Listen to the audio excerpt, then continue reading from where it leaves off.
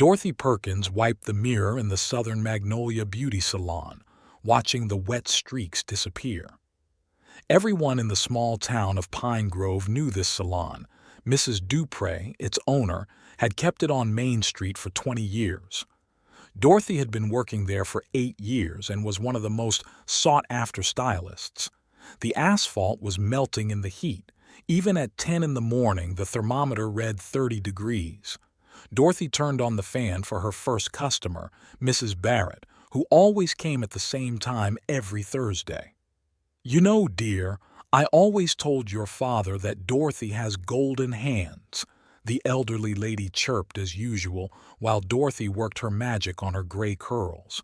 "He was so proud of you." Dorothy said nothing, trying not to lose her rhythm. It had been only a week since the funeral of her father, quiet, calm John Connolly, who had worked as an accountant at a local bank for 30 years. "How are you holding up?" Mrs. Barrett tried to catch Dorothy's eye in the mirror. "Yes, thank you. Tim's been very supportive." Dorothy smiled weakly, remembering her husband's care during these days. He had taken care of all the funeral arrangements, dealing with the lawyers and the endless stream of condolence-bearing neighbors. Tim had come into her life 3 years ago, walking into the salon to get a haircut before an important meeting with suppliers. He had just been promoted at Blue Ridge Construction and was getting himself ready for the next stage of his career. 6 months later, they were married, and Dorothy had never regretted her decision. His job as a supply manager required frequent travel around the region, but Tim always found time to stop by for lunch or just a kiss between meetings with clients. The day dragged on slowly. Clients came and went, sharing news and gossip. Around 2 o'clock, the doorbell rang. Tim had stopped by during a break between meetings with contractors and brought her favorite sandwich from Martha's Cafe. "I figured you didn't have time to eat," he smiled, and Dorothy was once again struck by how lucky she was. "Thanks, sweetie. I'm on a break." She kissed him on the cheek, catching the familiar scent of his cologne. "How are you? Maybe you should take a few days off?" His voice sounded genuinely concerned. "No, work helps me take my mind off things. Besides, I need to help my mom sort out some paperwork." Dorothy unwrapped her sandwich. "She's completely lost. Dad always took care of the finances." "I can go with you tonight," Tim offered. "We can sort through the papers together. After all, I deal with documents every day." Dorothy nodded gratefully. Her mother, Sally, had aged 10 years after her husband's death. She spent her days sitting in their old house, sorting through photographs and trying to understand her father's notes in his ledgers. "You know, I think we should take her in for a couple of weeks," Dorothy said. "She shouldn't be alone." "Of course, honey. Whatever you say." Tim kissed her on the top of her head. "I have to go. I have a meeting with the roofing suppliers. See you at home." Dorothy watched him through the window, a tall figure in a strict suit, walking with confidence. She remembered their first date, a picnic by the lake, where Tim told her about his failed first marriage and his teenage son who lived with his mother in another state. He was so honest then that Dorothy couldn't help but fall in love. That evening they drove to Sally's. The old house smelled of cinnamon. Her mother was trying to keep herself busy by cooking. "I found Dad's safe," Sally said, pouring tea. "There are the house documents, insurance, and a significant amount of money. It's all in your name, Dorothy." "Mom, not now." Dorothy squeezed her mother's hand. "The main thing is that you're not alone. Stay with us until things get easier." Tim silently looked through the papers, occasionally making notes in his notebook. His face was focused, as if he were in an important meeting. "I'll help with all the paperwork," he said. "Don't worry about it." At home, Dorothy stood in the shower for a long time, washing away her fatigue. When she came out of the bathroom, she saw Tim at his laptop, compiling a quarterly delivery report. "A lot of work?" "Yes, I need to finish the numbers," he said, closing his laptop. "Come here." Dorothy climbed under the blanket, settling into his embrace as usual. Cicadas chirped outside the window, and a dog barked somewhere. It was a typical evening in Pine Grove, only now everything was a little different. But with Tim by her side, she felt safe from any changes. In recent days, Tim had been waking up before his alarm clock. The phone would start ringing at dawn. Unknown numbers, silence on the line. He had learned to slip out of bed quickly and quietly so as not to disturb Dorothy. The ringing sounded hollow in the cool darkness of the kitchen. "Who was that?" Dorothy would sometimes ask sleepily when he returned to the bedroom. "Work. Go back to sleep." Tim would kiss her on the temple and lie down next to her, though he couldn't sleep anymore. At work, he tried to maintain his usual rhythm. Blue Ridge Construction was preparing a major project, and the supply department was buried in paperwork. Tim checked estimates, called contractors, and signed delivery notes. But the phone on his desk kept flashing with unfamiliar numbers, distracting him. "Hello," he said again as he stepped out into the hallway. Silence. Someone was breathing. Beeps. By the end of the week, his colleagues began to notice his condition. Jim from the neighboring department asked him to double-check the figures in the report. Tim had never made a mistake in his calculations before. Sarah from accounting asked if everything was okay. He had missed 2 meetings on the new project. In the evenings, when he got home, he would stand in the shower for a long time. Sally was now living in the house. After her husband's death, she had accepted her daughter's invitation to live with them. Her presence filled the house with the smell of home baking, but Tim found himself more and more often responding mechanically to questions at dinner. The calls became more frequent. Now the phone would ring in the middle of the night, and Tim had learned to grab it after the first ring. Sometimes there was silence on the line, sometimes the indistinct noise of the street or someone breathing. "Tim, you've been called again," Sally said one day. "A man. He sounded strange. He didn't give his name." Tim nodded, hurriedly finishing his coffee. In the car, he checked his phone. 3 missed calls from an unknown number and a message from his ex-wife. Linda was brief. Ryan had fallen in with a bad crowd, dropped out of school, and was nowhere to be found.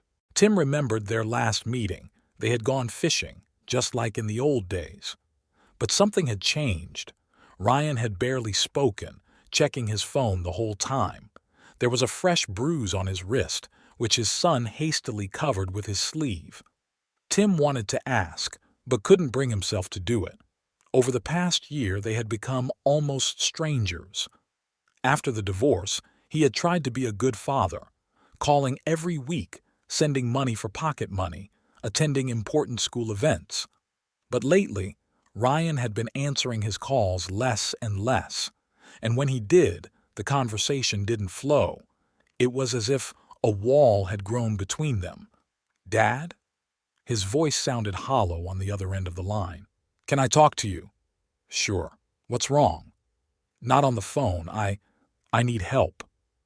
Something in his son's tone made Tim's blood run cold. "Where are you? I'll be right there." No, don't. Just stay in touch, okay?"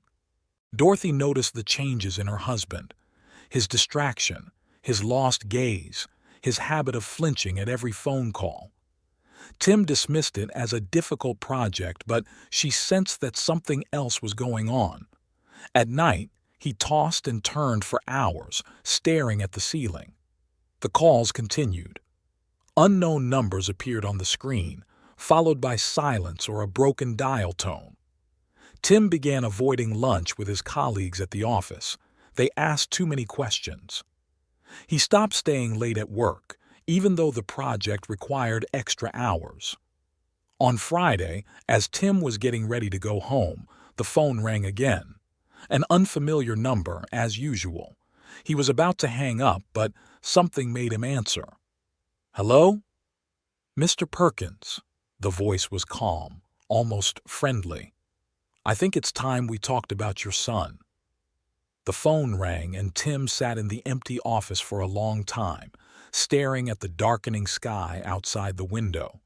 Sunday morning began with a persistent knock on the door. Tim opened his eyes and stared at the ceiling for a few seconds, not understanding what had woken him up. The knock repeated, sharp, demanding. "I'll get it," he muttered, climbing out from under the covers. Dorothy mumbled something sleepily in response. Standing in the doorway was Linda, his ex-wife, whom he hadn't seen in almost a year. She looked haggard with dark circles under her eyes. "We need to talk," she said instead of a greeting. "Alone." Tim glanced at the stairs. Everyone else in the house was still asleep. He threw on his jacket and stepped out onto the porch, closing the door behind him. "What's going on?" "Ryan's in trouble," Linda said, nervously smoothing her hair. "I tried to handle it myself, thought it was just typical teenage stuff. But yesterday, some people came to my house." She paused, looking at her hands. "What kind of people?" Tim felt his stomach tighten. "The people Ryan owes money to. A lot of money." She finally looked him in the eye. "First, it was weed. Then he started dealing at school. Then he borrowed some to buy more and lost it. Or he got robbed, I don't know." Tim leaned against the porch railing. The morning air suddenly felt thick. "How much?" "250,000, Linda whispered. "I don't have that kind of money. Neither do my parents." A floorboard creaked in the house. Tim turned around. A shadow flashed in the window. Someone was walking in the kitchen. Probably Sally had woken up. "Why didn't you tell me sooner?" "I didn't know. He lied to me, said everything was fine. And when he started disappearing, I thought it was just a phase, first love." She trailed off. "Yesterday they gave him 3 weeks. Otherwise—" "Where is he now?" "At home. He won't come out of his room." Linda took out a cigarette but decided not to light it. "I don't know what to do, Tim." Dorothy peeked out onto the porch in her bathrobe. "Honey, is everything okay?" "Yes." Tim tried to sound calm. "It's Linda. We're discussing Ryan's school problems." Dorothy nodded cheerfully but didn't invite him in, instead going to make breakfast. Tim was grateful for that. "I'll think of something," he told Linda. "Give me a couple of days." When she left, Tim stood on the porch for a long time, fragments of the conversation spinning around in his head. 250,000, 3 weeks. "Breakfast is ready," Dorothy called. Tim went into the house. The kitchen smelled of coffee and toast, and Sally was putting jam on the plates, a typical Sunday morning. None of them knew that in his pocket was a phone with an unread message from Ryan. "I'm sorry, Dad, I messed up." At breakfast, Dorothy talked about a new client at the salon, and Sally discussed plans for cleaning her parents' house. Tim nodded and smiled, but his mind was far away. 250,000. He didn't have that kind of money.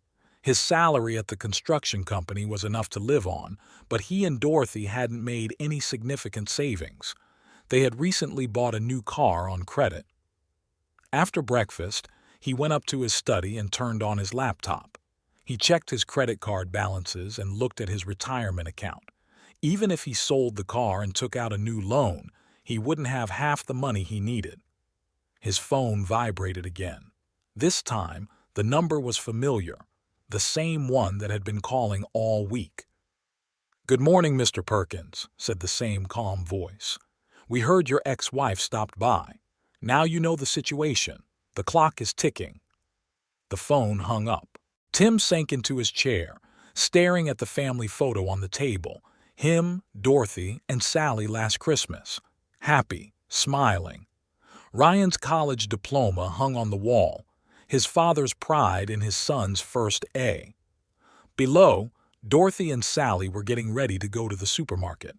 Tim could hear their voices, the jingle of keys, the slam of the front door. The house was empty. He took out his phone.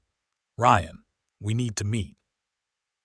The next morning, Tim got up before dawn. In the pre-dawn twilight, he dressed carefully, trying not to wake Dorothy, and left a note on the kitchen table about urgent business at the company.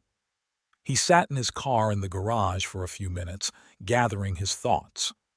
It was about an hour's drive to Linda's house. The town was still asleep. Tim drove through the empty streets, remembering how he used to drive his son to elementary school on this same road. Ryan always sat in the back seat with a backpack full of textbooks. He dreamed of becoming a doctor like his grandfather. He made plans for college. Linda opened the door immediately, as if she had been waiting at the threshold. She looked even more exhausted than yesterday. "He's in his room," she said instead of greeting him. "He hasn't left since yesterday." Tim climbed the familiar stairs. The wallpaper in the hallway was the same. He had put it up himself shortly before the divorce. The old poster with the periodic table of elements still hung on Ryan's door. He knocked. Silence. "Ryan, it's me. We need to talk." Something fell behind the door and he heard footsteps. The lock clicked. His son had changed. He looked haggard with dark circles under his eyes. The once immaculate room was now in chaos. Clothes strewn everywhere, empty energy drink cans, crumpled papers. "Hi, Dad," Ryan said, avoiding his father's gaze. They went down to the kitchen. Linda made coffee and left them alone. A heavy silence hung over the cooling cups. "Tell me everything," Tim finally said, "from the beginning." Ryan twirled his cup, searching for words. "Remember Jake from the school team? He introduced me to the guys.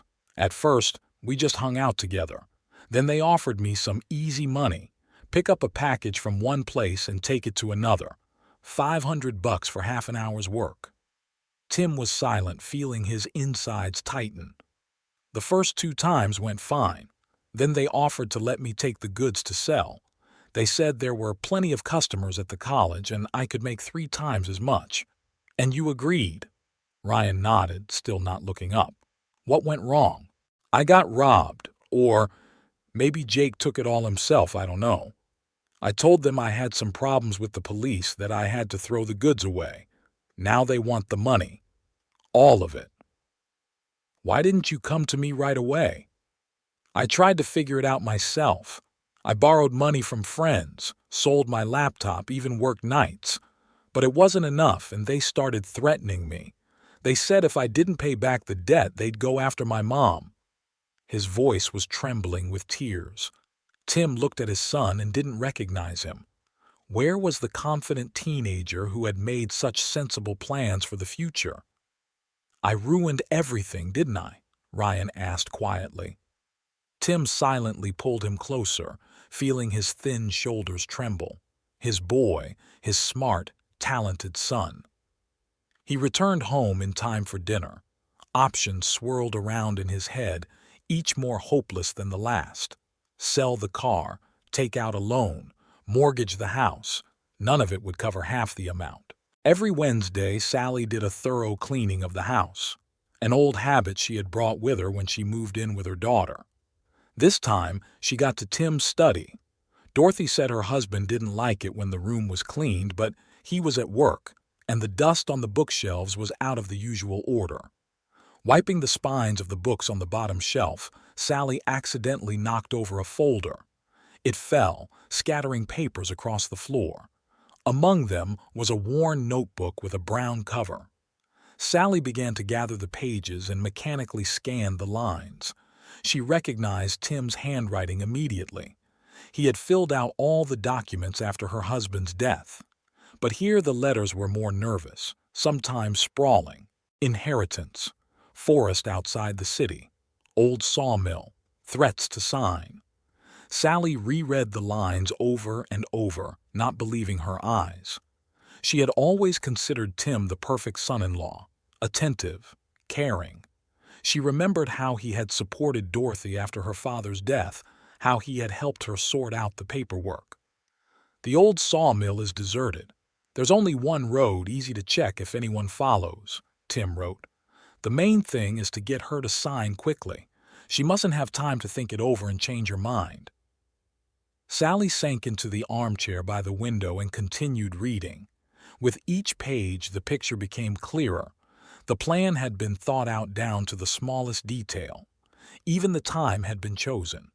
Friday, when Dorothy finished work later than usual and drove home along the deserted road past the forest. She remembered the recent changes in her son-in-law's behavior, his nervousness, early departures, strange phone calls.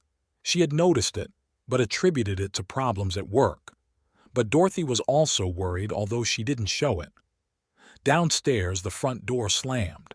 Sally hurriedly put the scattered sheets back into the folder. There was a clatter of dishes in the kitchen. Dorothy had come home from work early. "Mom, where are you?" Her daughter's voice came from downstairs. "I'll be right down." Sally checked once more to make sure she had put the folder back in its place. Her hands were shaking. The lines from the diary were still fresh in her mind. A clear, well-thought-out plan to take Dorothy's inheritance from her father. What could have driven Tim to do such a thing? He had always seemed like a successful man, proud of his job at the construction company. He and Dorothy had even been saving money for a vacation. "Mom, my pie is burning." Sally slowly made her way down to the kitchen. Dorothy was bustling about the stove, humming a tune. She looked so young, so vulnerable. Sally remembered how her daughter had glowed with happiness on her wedding day, how she had rejoiced in every little thing in her family life with Tim. Should she tell her? But that would break her heart.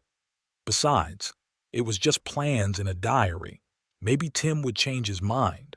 Or had she misunderstood something? "Can you believe Mrs. Parker was raving about my new haircut today?" Dorothy chirped, taking out the pot holders. "She says I'm becoming a real pro." Sally helped set the table, her mind replaying fragments of what she had read. She had to do something. She had to protect her daughter, but how? And more importantly, when? She couldn't rush, but delaying was dangerous. "Tim will be late today," Dorothy said. "Some important project at work." Sally nodded, feeling a lump rise in her throat. Her little girl trusted her husband so much. She was so proud of him. And he? She could see the sun setting through the window. Somewhere out there, beyond the city, stood an old sawmill.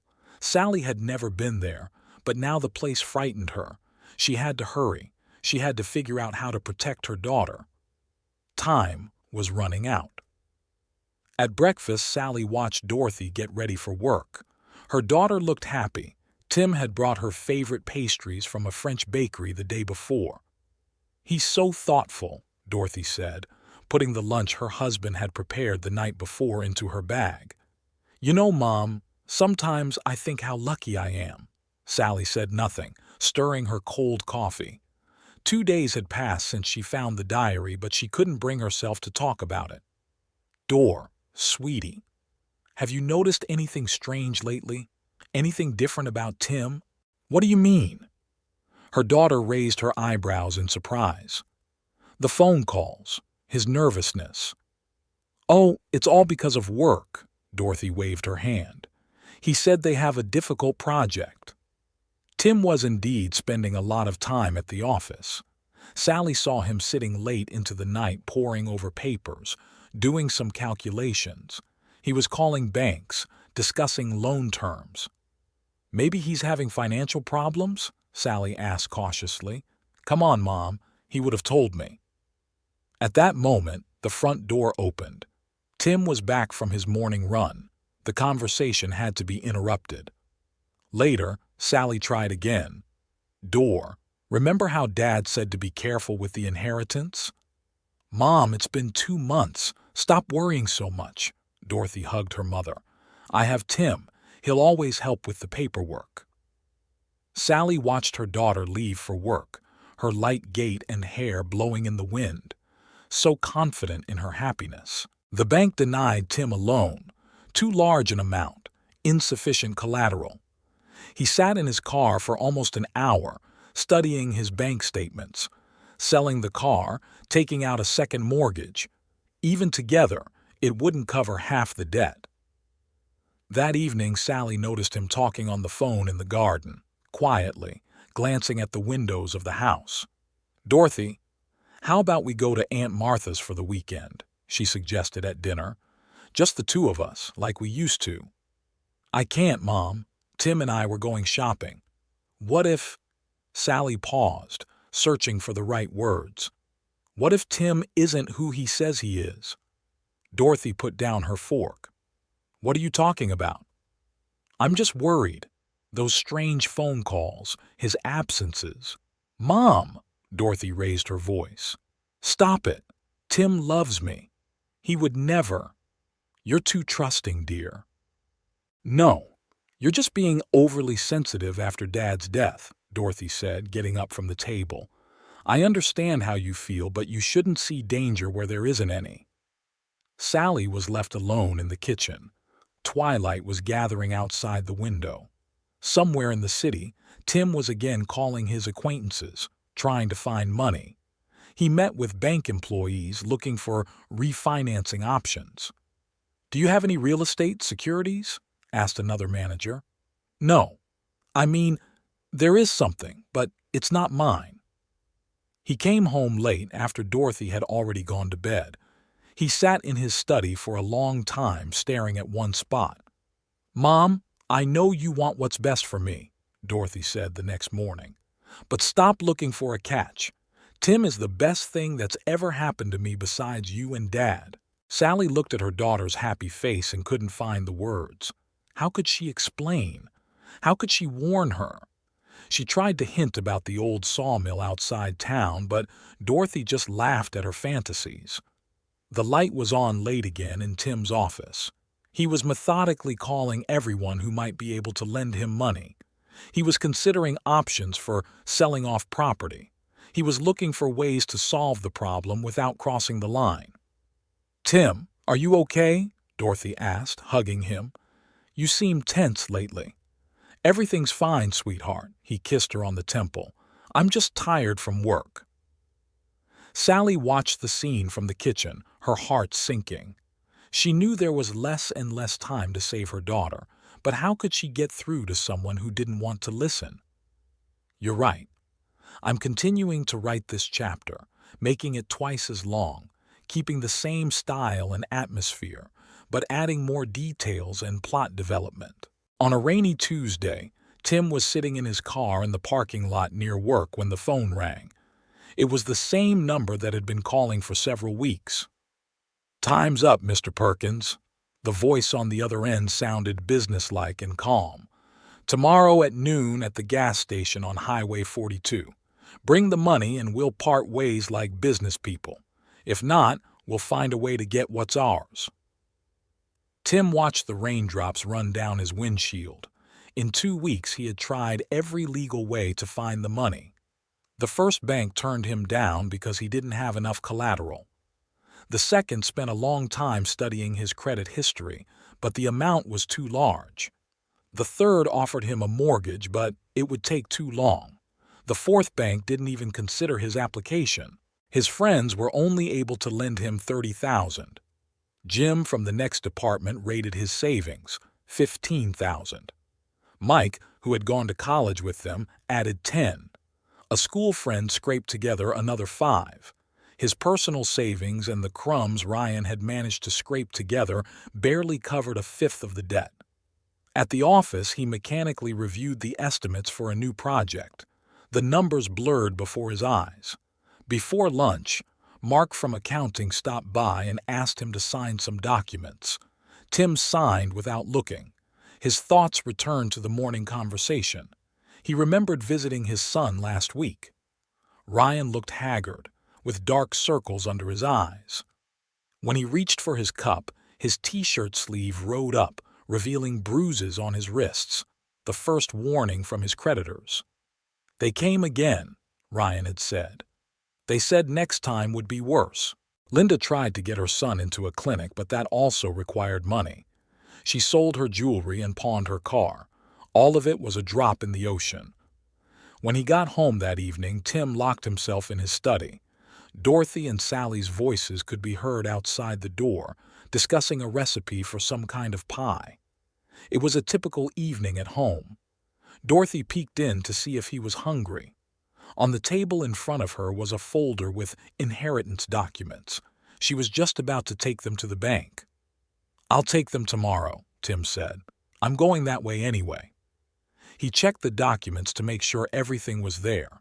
Power of attorney, contract, consent to transfer funds, 3 signatures, and it was done. Dorothy trusted him unconditionally and handed over all the papers without asking any questions. He couldn't sleep that night. He checked his plan one last time. The old sawmill stood off the main road. 2 months ago, he had made a special trip there to check out the area. Rusty gates, abandoned buildings, a broken driveway. It was the perfect place. No one ever went there, especially on a weekday. 15 minutes to get everything done. Intimidate her, make her sign, and leave. The documents were already prepared. All he needed was Dorothy's signature. A simple formality for the one signing. The end of everything for the one forcing her to sign. He looked at his sleeping wife. He could hear her breathing evenly in the darkness. 3 years of marriage, 3 years of happiness. The person he had promised to support, the person he was about to betray. Somewhere in another house, his son was sleeping just as restlessly, and he had to save him at any cost. In the morning, as he left the house, Tim went over his options one last time. Sell the house? But the deal would take weeks and he didn't have time. Pawn the car? That wouldn't even cover a third of the amount. Take out a business loan? But his salary as a manager didn't allow him to borrow that kind of money. The phone rang at exactly 10 o'clock, reminding him of his meeting.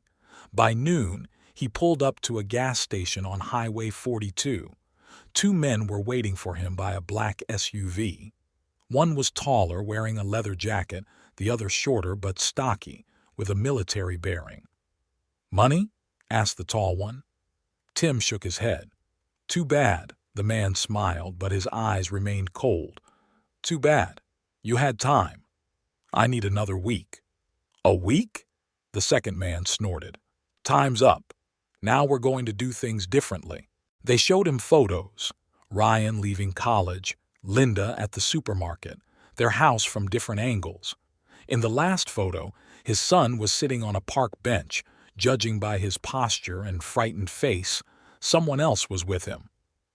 "You don't understand." Tim gripped the steering wheel tightly. "I'll find the money. I've already figured out a way." 2 days, said the first man. "The money must be here by Friday evening.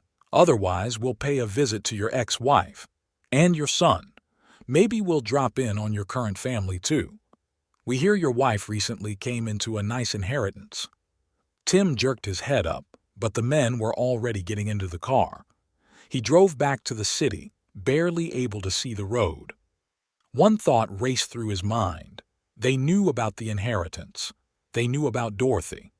He had no choice. He took out his phone and dialed his wife's number. "Honey?" Her voice sounded alarmed. "Is something wrong?"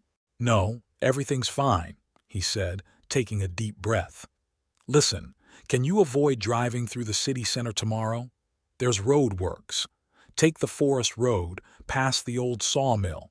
I'll meet you there." Friday morning was cloudy. Tim got up early and stood in the shower for a long time trying to collect his thoughts.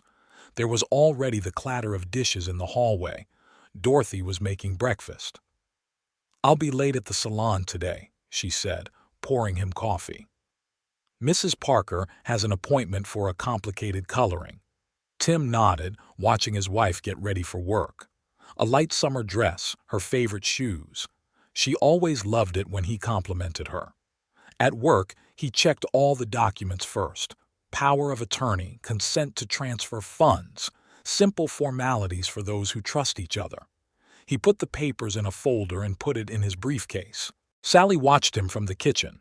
Something in his movements, the way he checked the time and glanced at his phone, made her even more anxious. She waited until Tim left, then took the diary she had found in his office out of her robe pocket. The police station was quiet. A young officer behind the desk was lazily sorting through papers. "How can I help you?" Sally placed the diary in front of him. "My son-in-law is planning to do something to my daughter. It's in his notes." The officer flipped through a few pages. "Ma'am, These are just notes. There's no crime here. But he's going to take her to the old sawmill, make her sign some papers. Listen, the officer sighed. Until something happens, we can't get involved in family matters. In the office, Tim methodically gathered his things. He put together a folder with documents, his car keys, and his phone. In the bottom drawer of his desk, he found an old folding knife, a gift from his father on his 16th birthday. He turned it over in his hands and put it in his pocket. Time dragged on slowly. At 2 o'clock, Dorothy called to say she would be leaving later. At 3, a message came from the creditors, reminding him of the meeting that evening. At 4, he checked the route to the sawmill, 20 minutes on an empty highway. Sally was rushing around the house. The police refused to help. Dorothy didn't believe her hints. Warning her directly would break his daughter's heart, and there was no proof anyway.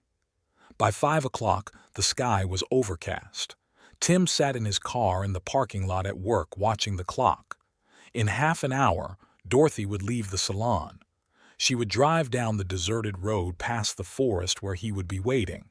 Ryan's face flashed before his eyes, haggard with bruises under his eyes. His son, or his wife, his own flesh and blood, or the woman he loved. It was a choice he couldn't make, but he had to. Sally dialed her daughter's number one last time. The phone was busy. She rushed to her neighbor's car. "Frank, please, give me a ride to the sawmill outside town." "Now? In this weather?" "It's very important." Tim started the car. It was 5:30. Dorothy should be leaving the salon by now. 20 minutes to the sawmill, another 5 to get ready. Heavy raindrops pounded the windshield as he pulled onto the highway. In his pocket was an old knife. In his briefcase were the inheritance papers. It was a day that would change everything.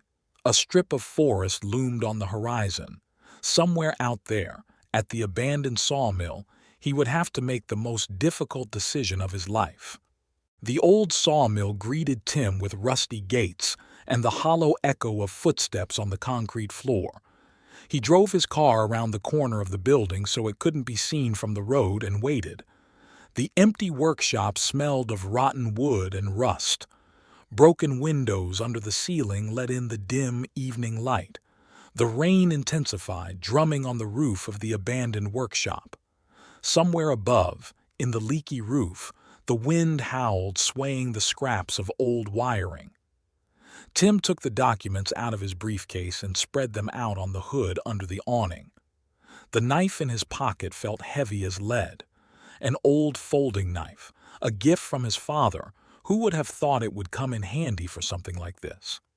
He checked the papers again. Power of attorney to manage the estate. Consent to transfer funds. Agreement to transfer rights. Everything was ready. All that was left was to get the signatures. Tim glanced at his watch. Dorothy should be arriving any minute. At that moment, headlights flashed in the distance. Her car. She parked at the gate without turning off the engine. She got out, shielding her head from the rain with her purse. In the headlights, she looked particularly fragile. "Tim? What's going on? Why are you here?" "We need to sign something," he said, handing her the documents, trying to keep his hands from shaking. Dorothy scanned the lines, frowning. These are the papers for Dad's inheritance, aren't they? But why? Why couldn't we do this at home?" "Just sign it." Tim took a step forward. "Sign it quickly, and we'll go home. Everything will be fine." "I don't understand." She backed away toward the wall, clutching the folder to her chest. "What's going on? You're scaring me." Frank's old Ford bounced over the potholes on the rain-soaked road. The elderly neighbor behind the wheel grumbled about the crazy weather and the equally crazy request. Sally clutched her phone tightly, staring at the trees flashing by outside the window. The road seemed endless. 911, what's happened? "At the old sawmill outside town. There's a body." She squinted at her own lie. "I was picking mushrooms and I saw it, in the bushes. Please hurry." "Stay on the line. A patrol car is on its way. Are you in a safe place? Yes, I left, but I'm going back there with a neighbor. We'll be there in 5 minutes. There were already 2 cars at the sawmill. Through the rain, Sally could see Tim approaching her daughter, clutching something in his hand. A blade flashed in the dim light of the headlights. "Sign it!" His voice broke into a scream. "Just sign it and it'll all be over. I have no choice, understand?" "What choice? What are you talking about?" "Dorothy!" Sally jumped out of the car, slipping on the wet ground. "Get away from her!" "Mom?" Dorothy turned around, still clutching the folder with the documents. How did you get here?" At that moment, the sawmill was flooded with bright headlights. Police cars with flashing lights surrounded the building. The rain was colored red and blue. "Everyone stay where you are," a voice boomed over a megaphone. "Police!" "Where's the body?" shouted the first officer to jump out, aiming his gun at Tim. "A citizen reported a dead body." "There would be a body." Sally stepped forward, shielding her daughter. "If I hadn't called. I lied to get you here. He wanted to make her sign." "What?" Dorothy looked from her mother to her husband, tears mixed with rain in her eyes. "What body? What are you talking about? Tim, explain." Tim slowly lowered his hand with the knife. The police surrounded him and pinned his arms behind his back. One picked up the open knife from the ground. The other picked up the wet documents, which were blurring with ink stains in the rain. "Tim?" Dorothy's voice rang with despair. "Why? What for?"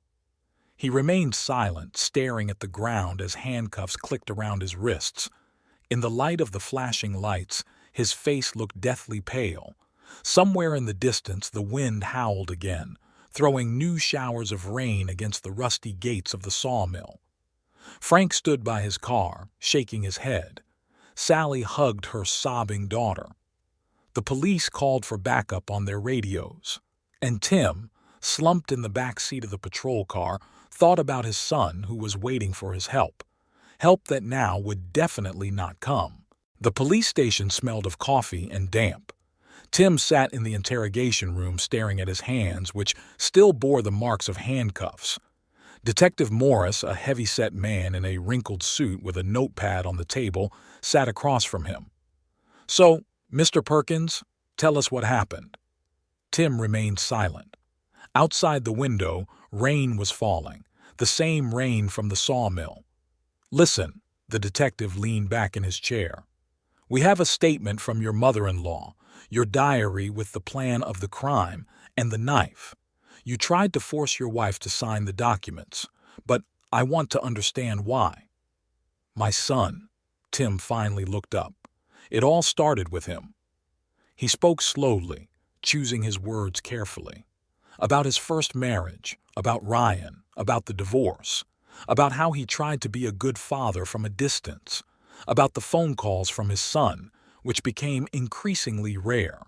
2 weeks ago, Linda, my ex-wife, came to visit. Ryan owed a lot of money to drug dealers. They started threatening him. The detective wrote something down in his notebook. "How much?" $250,000.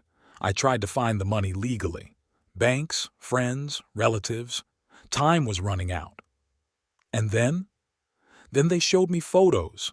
Ryan at college. Linda at a store. They said, "Either you give us the money, or they're dead." Morris put down his pen. "And you decided to take your wife's inheritance?" "I didn't want to."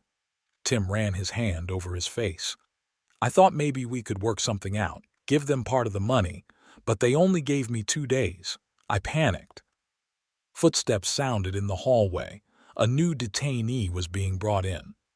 Tim paused, gathering his thoughts. "You know, when Ryan was little, he wanted to be a doctor, like my father. He got straight A's in science, and then something went wrong." "Tell me about your plan." "I knew Dorothy drove home past the old sawmill. It's deserted, just one road. I thought I'd scare her into signing the papers. The inheritance would have covered the debt." "And the knife?" "To threaten her." I would never, he faltered, although it doesn't matter what you believe now. The detective turned the page of his notebook. Your mother-in-law says she found a diary with a detailed plan. Yes, I wrote everything down. I don't know why. Maybe I was trying to convince myself that it was the only way out. Why didn't you tell your wife the truth? Didn't you ask for help? Tim smiled bitterly. Ask her to give up her memory of her father to save my drug-addicted son? After 3 years of pretending to be the perfect husband?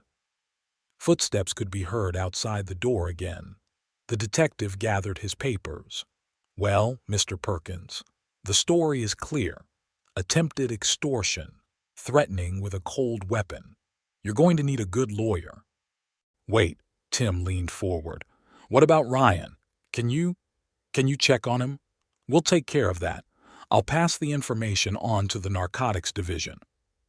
When the detective left, Tim sat there for a long time, staring into space. Dorothy was giving her statement in the next room. Sally was crying behind the wall. The phone rang in the hallway. Rain continued to fall outside the window. Dorothy sat in her kitchen, mechanically stirring her cold tea. Sally bustled about, offering her something to eat and adjusting the blanket on her daughter's shoulders. Strangely, everything looked normal. The same curtains she and Tim had chosen together, his favorite mug in the dish rack, magnets on the refrigerator from places they had visited together. Dorothy was going over their life in her mind, trying to understand how everything had changed so drastically. Their first meeting in the salon. He had come in to get a haircut before an important meeting.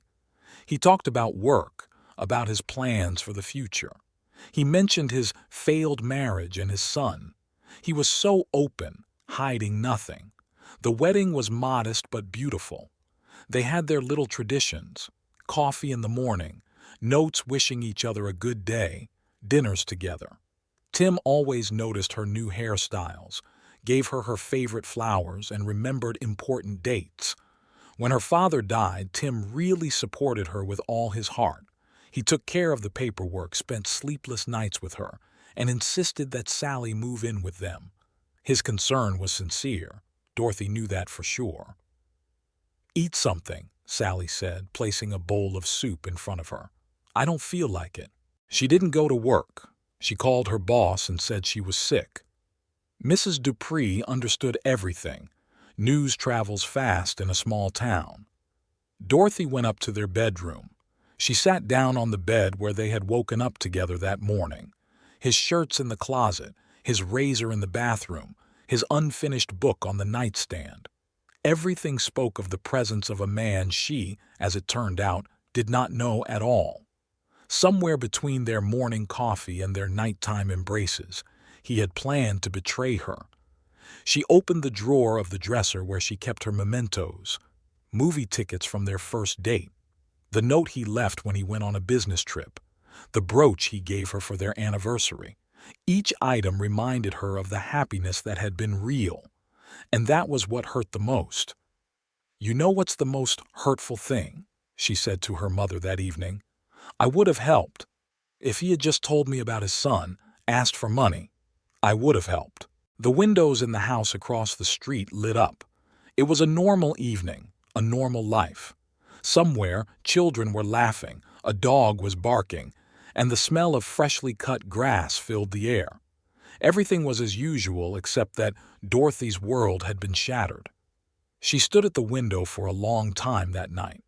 Downstairs, Sally was watching TV, probably afraid to leave her daughter alone.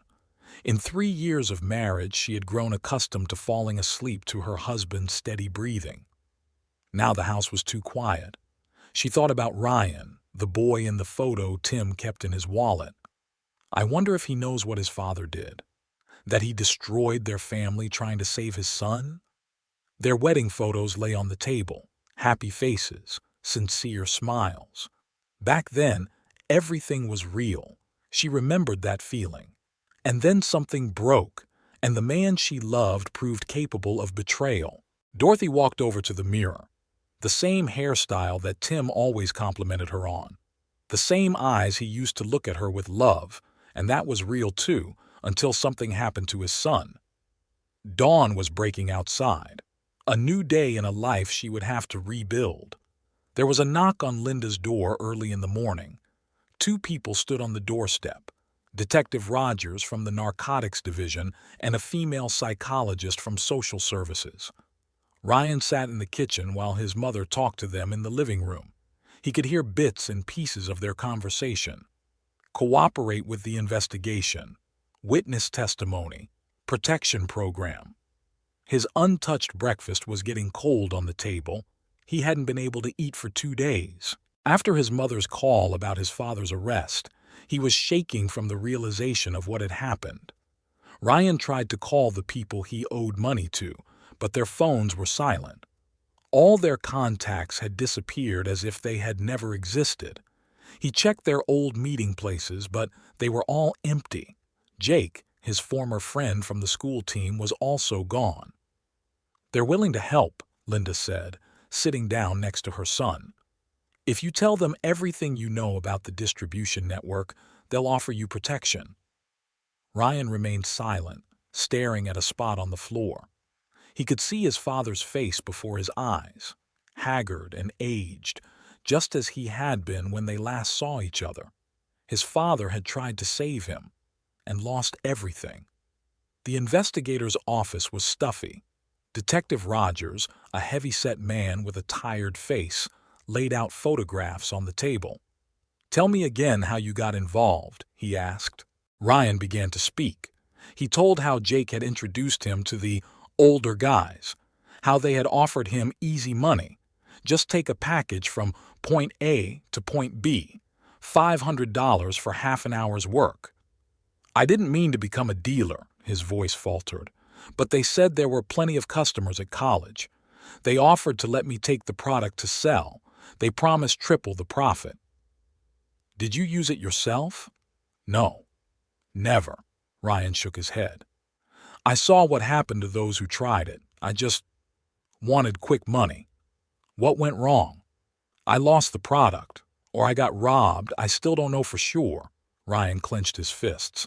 "I lied to them about problems with the police, said I had to throw everything away, but they didn't care about my excuses." The detective wrote something down. Outside the window, the city bustled. A normal day for everyone except them. "They started threatening me," Ryan continued. "At first, they just called. Then they waited for me near the college. They beat me up. They said, 'Give us the money, or it'll get worse.'" "Why didn't you go to the police?" "I was scared. They knew everything. Where my mom lived, which route I took to class. They showed me photos. I didn't even know I was being followed." A patrol officer drove him home. Linda was waiting on the porch, haggard, her eyes red. "How is he?" Ryan asked. "Under investigation. The lawyer says he could get 3 years. 3 years. 3 years because he, Ryan, had made the wrong choice. He had forced his father to choose between him and his new family. Detective Rogers showed up every other day. He showed him new photos and asked questions. Ryan told him everything he knew, names, addresses, whereabouts. He talked, for his father's sake. "We got Jake," the detective said a week later. "We found him at his aunt's in Oklahoma, and a few other people from the gang. It looks like they were deliberately getting teenagers involved in this kind of thing. Debts, threats, intimidating parents." Ryan stared out the window at the passing cars. He had been suspended from college pending an investigation. The future that had seemed so clear, medical school, a career as a doctor, was now hanging by a thread. "I want to write a letter," he said, "to Dorothy, my father's wife." "Why?" "She needs to know that he didn't just, that it's my fault, that he really loved her." The detective paused. "Write it. Just don't expect a reply." That evening, sitting in his room, Ryan took out a notebook. "Dorothy," he wrote, "you don't know me, but I'm the one who destroyed your family." The moon was shining outside the window, the same moon his father was seeing through the bars. Somewhere in the city, a woman was awake, grieving the betrayal of her husband. And he, Ryan, was trying to piece together the fragments of other people's lives that had been shattered by his mistake. In the morning, a commission from the prosecutor's office arrived. Ryan's testimony helped track down a large drug gang. He was offered a witness protection program, a new name, a new city, a new life. "Think about it," Detective Rogers said. "This is your chance to start over." Ryan stared at the unfinished letter. Everything he had dreamed of, becoming a doctor, helping people, would now have to be put on hold, maybe forever. But a new life was the only thing he could still do for his father. Start over. Become the man his father could be proud of. Divorce papers lay on the lawyer's desk. Dorothy stared at the neat lines of typed text, twirling a pen between her fingers. 2 weeks had passed since that night at the sawmill, and she still couldn't make a final decision. "This is standard procedure," the lawyer had said. "Given the circumstances, the court will surely be on your side." Sally sat next to her, supporting her daughter. They had come here right after work. Dorothy had started taking extra shifts at the salon to spend less time at home alone with her thoughts. "What about the inheritance?" she asked. "It's all yours. Your husband didn't have time to sign any papers. Besides, trying to get it illegally only strengthens your rights." Dorothy nodded. Money. It had all started because of money, and it could all end because of money. Yesterday she had received a letter from Ryan, pages covered in small handwriting, full of remorse and attempts to explain his father's actions. "You can file the papers at any time," said the lawyer. "But it's better not to delay. These cases are easier to resolve right away." On the way home, Sally tried to say something about her daughter looking tired, about the need to rest, maybe take a vacation. Dorothy listened half-heartedly. Fragments of Ryan's letter were spinning around in her head. In the evening, she took out her box for important papers. The inheritance documents were still there, where she had left them that morning. $250,000, an amount that could save or destroy lives. Dorothy began laying out the photographs on the table. 3 years of their marriage, from their first date to their last morning together. Tim hugging her in front of the Christmas tree. Tim helping her paint the walls of their first apartment. Tim leaving her love notes every morning. She opened Ryan's letter. She read it over and over again until the lines began to blur before her eyes. The story of a boy who wanted easy money and got into trouble. The story of a father who committed a crime to save his son. Memories of that evening at the sawmill came flooding back. The rain, the knife in her husband's hand, the fear in his eyes, not for himself, but for his son. She remembered their last conversation before his arrest, his voice trembling as he asked her to drive through the forest. A father was saving his son. A husband was betraying his wife. Where was the line between love and betrayal? Dorothy took a clean sheet of paper. She divided it in half. In one column, she wrote down everything that connected her to Tim. Happy moments, plans for the future, shared dreams. In the other, she wrote the lies of the last few weeks, the knife, the threats. Then she took out the inheritance documents. The money from her father, the man who always said, "The main thing is to do what your conscience tells you." What would he say now? In the morning, she made her decision. She gathered all the papers and got into her car. They were already waiting for her at the bank. She had arranged the meeting in advance. The transfer took less than an hour. Now, this money would save another son from another father, fairly, without a knife or threats. The prison where Tim was being held before his trial smelled of bleach and despair. He had lost weight, and dark circles had formed under his eyes. When he saw his wife, he started to stand up but remained seated. "I read Ryan's letter," Dorothy said, "and I thought about everything for a long time." Tim was silent, staring at the table. "I'm filing for divorce," she said, placing the papers in front of him, "but I'll ask for the minimum sentence for you. You saved our son, I understand that." When she left the prison, It was starting to rain, the same endless rain that had fallen all autumn. But for the first time in 2 weeks, Dorothy felt like she could breathe. She had made her choice. Whether it was the right choice or not, only time would tell. But it was an honest choice. To herself, to her father, to everyone who believed in her. Almost the entire town gathered for the sentencing. The courtroom was stuffy, despite the fans. Dorothy sat in the front row between her mother and Linda, Tim's ex-wife, who had come as a witness. The judge read out the charges: attempted extortion and threats of violence. Dorothy listened to the familiar story, hearing it from an outsider's perspective for the first time. In the official wording, their life seemed so simple and straightforward. The prosecutor demanded 4 years in prison. The defense attorney emphasized the defendant's previously impeccable reputation, positive references from work, and the absence of any real harm. Dorothy spoke last. She talked about their 3 years of marriage, about how kind Tim had been to her and her loved ones. She spoke of his love for his son, which had driven him to take such a desperate step. At the end, she asked the court for leniency. In his final statement, Tim was silent for almost a minute. "I betrayed the person I loved, trying to save another person I loved," he finally said.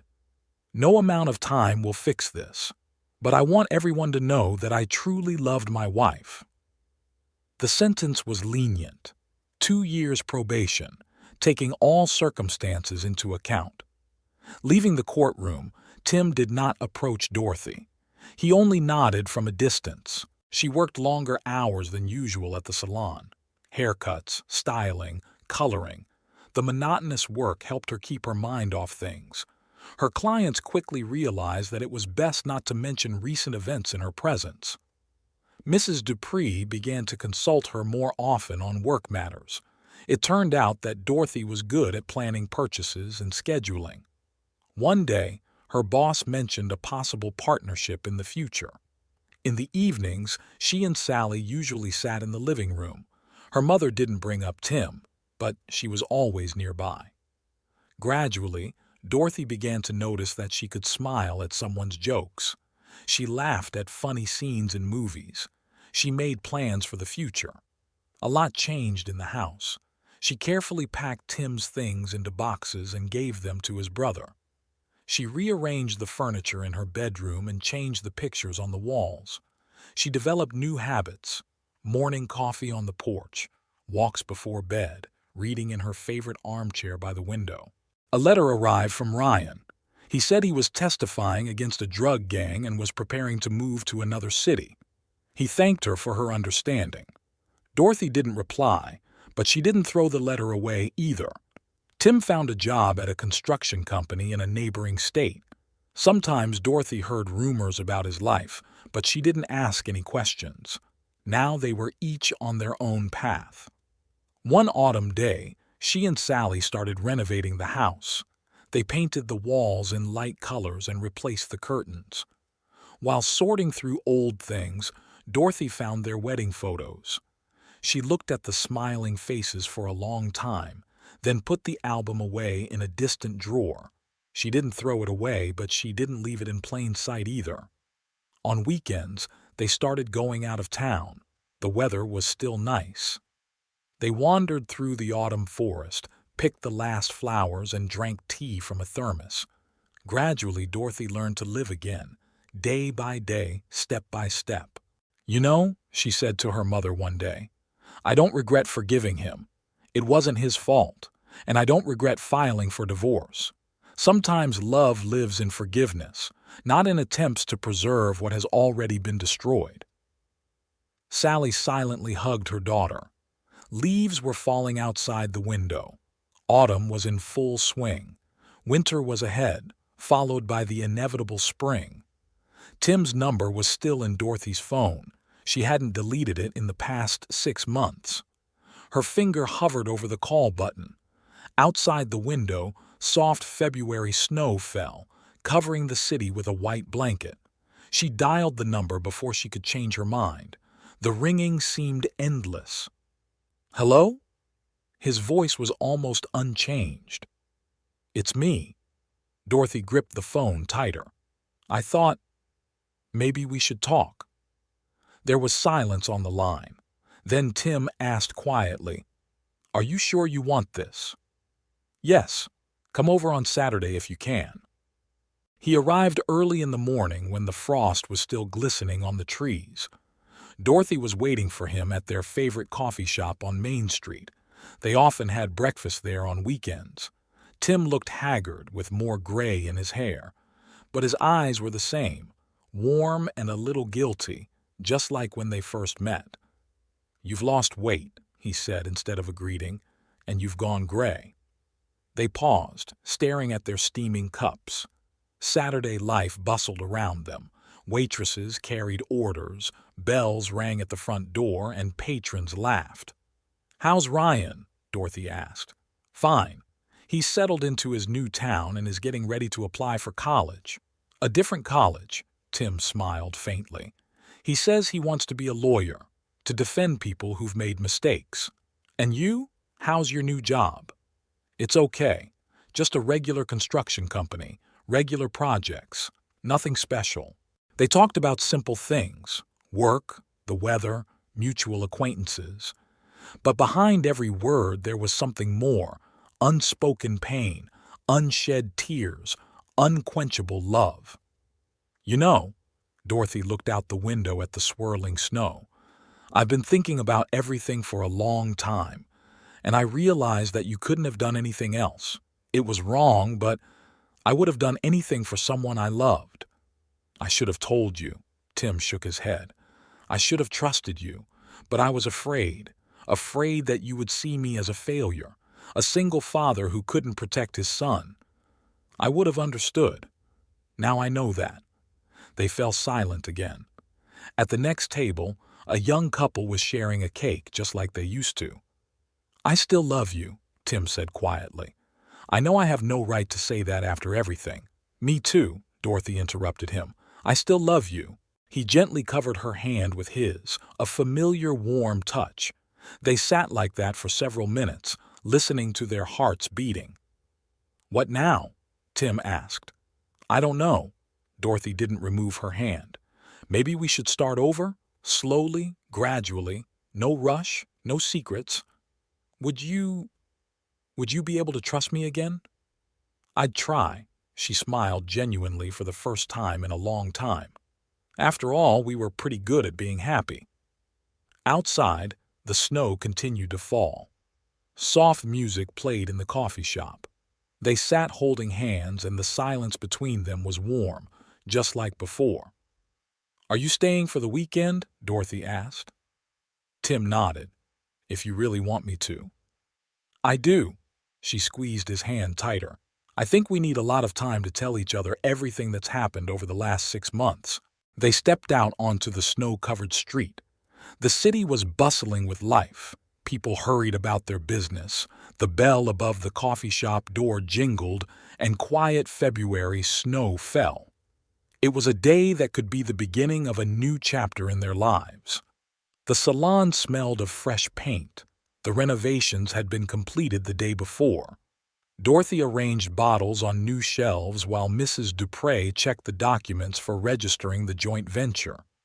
In a week, Southern Magnolia was to open in its new capacity.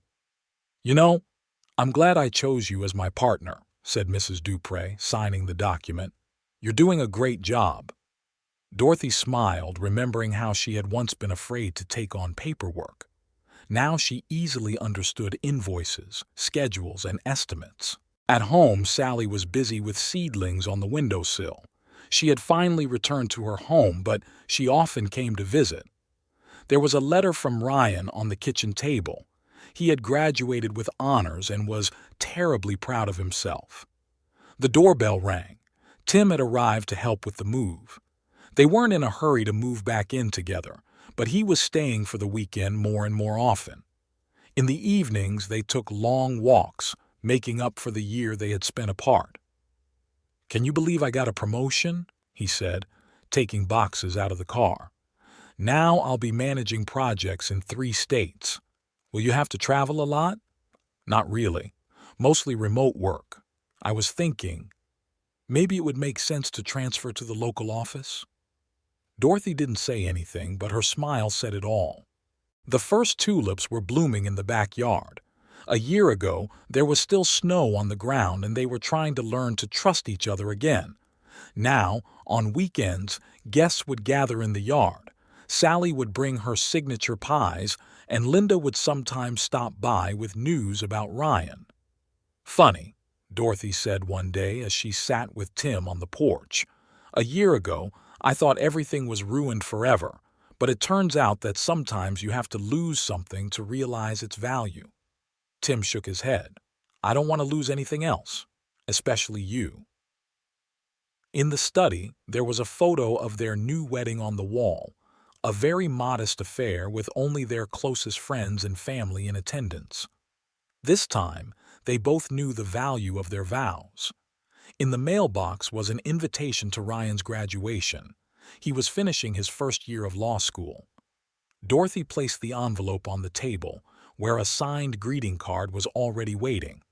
In the evening, they sat in the same coffee shop where they had started all over again a year ago. Tim talked about his new project, and Dorothy shared her plans for expanding the salon. A young couple was cooing at the next table. Dorothy caught her husband's gaze, warm, familiar, without a trace of past fears and doubts. "You know what I'm thinking?" she asked. "What?"